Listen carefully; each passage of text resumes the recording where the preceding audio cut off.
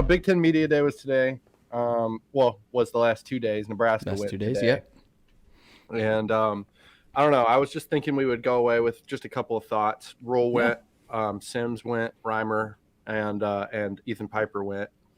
Um, I watched all of Rhule's stuff. I caught most of Jeff Sims' stuff, and I caught some clips of Reimer and Piper here and there.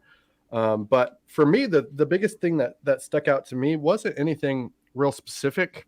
It actually was just like the overall feel of seeing those guys in the media, meaning they just had so much unity in what they were saying. Um, it's we've had regimes here that went to events like Big Ten Media Day where they speak to one reporter and then Mm-hmm. they go to the next reporter, and maybe they might say something slightly different. You know what I mean? They're not Yeah. consistent in their messaging. Yeah. But with Rhule and with Trev Alberts, even it was almost to the point where it's like, come on, reporters, ask these dudes some better questions, because Yeah. once you've seen one interview, you kind of seen them all. Yeah. Um, They so very much so seemed on the same page, like you said, and media yeah. coached in the media. Like they were coached. They Mm-hmm. practiced that. So the thing that really got me, it was the sense of calm. There was like just in the past couple of years, there was always a sense of a little bit of anxiety behind the scenes about things. You could see it in Scott. You could see it in the players. Like, I hope we do good this year. I'm not saying that they looked like, hey, you know what? Yeah, we're gonna do good this year. But they looked like we're doing the right things. We're on the right path. Mm-hmm. Yeah, going from there. The one thing that I took away from Rhule, and I think that you're gonna say that as well, is he had kind of how we did up top. He's put a thesis statement on this season, Mm-hmm. and it's bringing respect back to Nebraska. Being feared, and how do you get feared? First, you get respected. So that's his goal this year. Mm-hmm. Asked about win totals, what success means. And he gave coach speak. We don't go out to play to lose games or whatever, but he said respect. Mm-hmm. And I thought that was a great answer, Mm-hmm. because he's absolutely right. Especially in the Big Ten, when we first went in there with Pelini and everything, we were still respected. We had just come off of some really great seasons, the Mm-hmm. last couple in the Big 12. Mm-hmm. Our defense was still really good. That Mm-hmm. could help us compete, and but we were respected. The past couple of years definitely took a step down in that. Mm-hmm. But I think that being the kind of thesis statement for this season has me excited. No, I like that. That's true. That's respect comes before fear, right? And that's sort of like what he's indicating. You respect someone so much that ultimately it becomes, holy crap, we got to play Nebraska this weekend, Yeah. and that's what it used to be back in the day. And I agree with you. I'd say during the Pelini years we were still respected. I'd Yeah. say we had probably lost some of that fear, at least when you're talking about the top level of the conference. I think Yeah. maybe back then, Indiana or Illinois probably had some fear when they played against us. But nonetheless, it's sort of in line with Rhule's theme that he's had really the whole time he's been here, which is that I have to earn this. I Mm-hmm. have for before spring, it was the winter workouts. Yep. The winter workouts are what earn your ability to play in spring. Spring is Mm-hmm. what earns your ability to go to summer workouts. And now he's got to earn his ability to play Minnesota. I mean, and Mm-hmm. for him, it was like he even said this multiple times. Was like when he came in, he had to earn their respect before he could coach them hard. That's really what Yep. happened to. He had to earn that. So he's taken that theme that we're talking about with the program, and he started implementing it at an interpersonal level first. Mm-hmm. And Mm-hmm. so we got the relationships right. We got to respect each other. We got to be on the same page here. And he knows that one step at a time, you get all the soldiers, fall in line, and then eventually that the program is respected. And I Mm-hmm. think about that. He's got a theme that he can use and make sound good and not like coach speak, but it is Yeah. speak. Yeah. And I don't know. I just like it a lot. He's a true professional. That was like another big takeaway. I mean, Yeah. like I said, that fear line. Yeah. Go ahead. Sorry.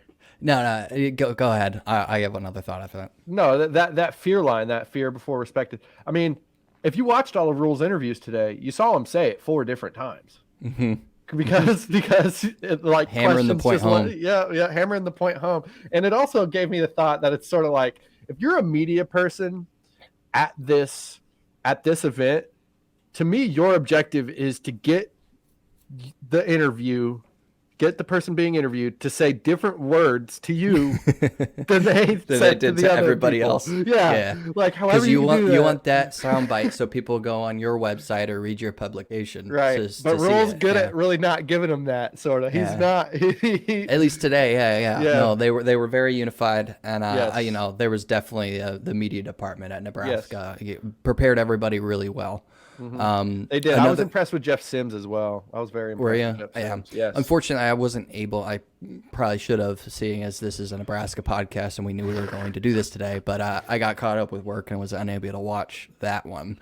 But another thing that really kind of stuck out to me, at least, was seeing I saw Bielema. I saw the interim Northwestern coach, which we'll get to a little bit. Yeah. And I saw the No, I didn't see Luke Fickell. So I only saw those two. But from what I saw from the other people, and then Rhule, correct me if I'm wrong about this, if you've watched more, but he was very, he went up, he said maybe a couple sentences and then got right to the questions. Yep. The rest of what I saw, everyone gave a speech that was probably maybe 8 to 10 minutes long. Yeah, it seemed like day most, one. Yeah. It seemed like day one. So each coach gets 15 minutes, and it seemed like day one most people had about a 5 to 7 minute speech prepared, and then the back half was saved for questions. Mm-hmm. Bielema went on for about 7 minutes. Yeah. And I've watched every coach except for the ones you just wouldn't watch, to be honest. like Mike Locksley. Mike Locksley. Who's watching Mike Locksley? I don't. Nothing against Mike Locksley. Maryland's gonna be good, but not many people are watching Mike Locksley. No. Tom Allen, who's watching. But I did watch. I watched Ryan Walters. I watched Brett Bielema, Bert Bulimia. Sorry, I watched Ryan Day. I watched Jim Harbaugh, and I watched God. Who was the other one that I watched today? It was right before. Oh, right after Rhule. Yeah, Fickell, which was like watching paint dry. But here's the thing: it's none of this. This is a media day. Yeah. Okay. Yeah. None of this is a commentary on how good of a football coach they're going to be at all. I mean, it partly is because you're a leader of men, and if you can talk good, then you're probably going to be a more efficient leader of men. But Bo Pelini, think about Bo Pelini, what he would have been like at media. He was at media days a couple of years. I mean, his presentation wasn't the best. He wasn't the greatest coach in the media ever, but his teams played pretty decently. Mm-hmm. So, but with that being said, the coach besides Rhule that I was most impressed with was Brett Bielema. I actually really liked his 15-minute thing up there in front of everybody. I thought he did a really good job, and it seems like he's sort of finally come to the I'm done with I'm here at Illinois now. This is where I am for the long haul. That seems like where he is, which is a little bit of a scary prospect. To be honest, it is because he's a decent football coach. Do I think that he's ever going to lead them to a national title? No, I do not. But they are going to be competitive, and they're going to have respect when you play them. With him respect, as the coach, exactly. He's going to have that respect. He's going to command it. I mean, he's gotten the best of us. I mean, I remember the only time we were in a Big Ten championship game, his team kicked the crap out of a good Husker team. So because they do the basics really good. Brett Bielema teams do the basics really good, especially when you're talking about Big Ten style of football. His front sevens are always going to be good. His offensive lines are always going to be good. And he's proven that it can be that way at Illinois too. So I was impressed with him. But overall, you just got to give it to the Big Ten. I mean, the pageantry of the weekend. Our conference looks good. Like Yeah. like you watch all the other media days, like they did fine, but like then you look at the Big Ten media day and it's like, oh wow, okay, this is a high Yeah. level I professional really organization. I really liked the I mean, just in general, like LED screens for the presentation and stuff that Yeah. have like just progressed in such a way Mm-hmm. that it looks really cool that like they just have their like branding that of the day for the Big Ten or whatever, and then it just switches for coach to coach, Yep. and it's like in past years, like no, I'm talking about like maybe like 5 years ago, maybe they would Yeah. have like different stages set up. I just liked that. It was just Yeah, like 20, Nebraska. and 20 years ago, they probably had two of those big, fat, big screens from back in the day, just on either side of the coach with the big speaker as the stand. Yeah, yeah, looking like Yeah, Friday Night Lights yeah, pep rally. Ice Cube comes up on stage. It's funny, but no, you're right. It looked really, really crisp and clean, and I enjoyed it. Yeah.